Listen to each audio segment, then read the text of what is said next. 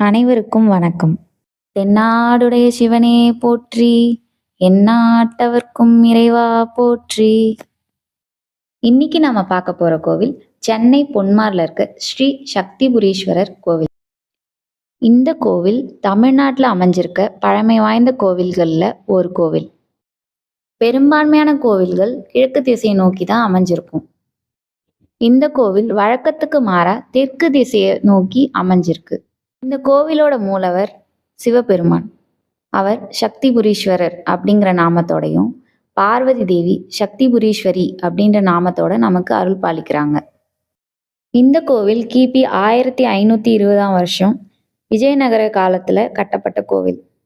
அதாவது கிருஷ்ணதேவராயருடைய மருமகனான சதாசிவராயர் அவருடைய ஆட்சி காலத்துல கட்டப்பட்ட இந்த கோவில் தியாக வினோத நல்லூர் அப்படிங்கிற ஊர்ல தான் இருந்திருக்கு. அந்த பேர் தான் இப்போ மருவி பொன்மாறு, அதாவது பொன்மார் அப்படின்னு மருவி உள்ளது.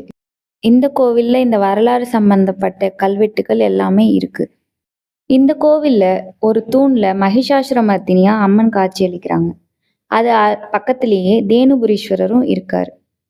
இந்த கோவில்ல கிருஷ்ணர், பீமன், அகஸ்தியர், நரசிம்மர், பிக்ஷாதனர் அவர்களுக்கு தனித்தனியா சன்னதி இருக்கு. மேலும் கோவிலோட மேற்கூரையில சில மீன்கள் அமைஞ்சிருக்கு. இந்த கோவில்ல சந்திர கிரகணத்தை விளக்குற மாதிரி ஒரு காட்சி வடிவமைக்கப்பட்டுள்ளது. அதாவது ஒரு பாம்பு சந்திரனை விழுங்குற மாதிரியான காட்சி. இது மட்டும் இல்லாம கோவிலோட வெளிப்பிரகாரத்துல காசி விஸ்வநாதருக்கு ஒரு தனி சன்னதி இருக்கு. வெளிப்பகுதி எல்லாமே மிகவும் அழகா வடிவமைக்கப்பட்டுள்ளது.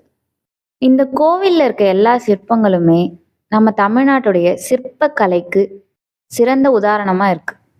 இந்த கோவிலோட லொக்கேஷனை டிஸ்கிரிப்ஷன்ல ஆட் பண்ணியிருக்கோம். எல்லாரும் வந்து தரிசிச்சு ஆண்டவனோட அருளை பெறுங்க.